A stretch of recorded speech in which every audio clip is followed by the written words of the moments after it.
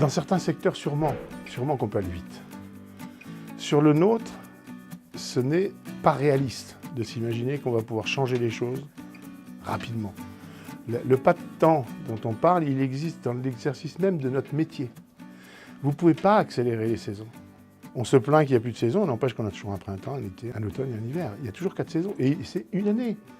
C'est pour ça que j'ai insisté sur le fait qu'un agriculteur fait 40 expériences dans sa vie. Il n'en fait pas une de plus. Et ça ne changera pas. Ou alors il faut aller dans l'hémisphère sud. Vous allez sur des zones tropicales où vous pouvez faire 2 récoltes dans l'année, là c'est autre chose.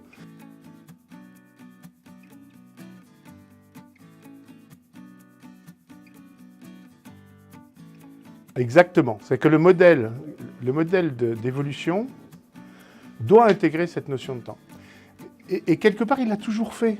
C'est ça qui est le plus incroyable de l'histoire. C'est que moi, dans mes 40 ans d'activité professionnelle, c'est impressionnant le nombre de révolutions qu'on a vécues. Et on les a vécues avec la possibilité qui nous était donnée de garder un certain nombre d'outils pour assurer ces transformations. Et ce pas de temps était respecté. Aujourd'hui, c'est tout notre problème. C'est qu'aujourd'hui, il y a une société qui raisonne au trimestre, voire au mois. C'est pas possible. Notre activité ne permet pas ça. Et d'ailleurs, on le voit, y compris quand on voit aujourd'hui sur les marchés. Il y a 8 mois ou 6 mois en arrière même, le prix du blé était bas, tout le monde nous disait qu'il va rester bas parce que les stocks mondiaux sont importants. Il se passe 2 ou 3 choses sur la planète. La Russie constate qu'il lui manque 18 millions de tonnes qu'elle ne pourra pas exporter. Le prix du blé se remet à monter. Qui peut prévoir ça? Qui peut s'adapter à ça en 6 mois? Personne. Dans l'exercice du métier, c'est vrai, et dans le marché, ça devient vrai. Donc, il faut que la société, qu'elle nous impose ou qu'elle nous demande d'évoluer, aucun problème. Il faut qu'elle intègre que ce qui est possible et ce qui ne l'est pas. Il y a des choses qui ne sont pas réalistes par les exigences, il y a des choses qui ne sont pas réalistes à cause de cette notion de temps. Vous ne pouvez pas demander à une profession de remettre en cause intégralement ses pratiques compte tenu de cette notion de temps. Ou alors c'est de leur demander de prendre des risques totalement inconsidérés, y compris sur le plan purement économique.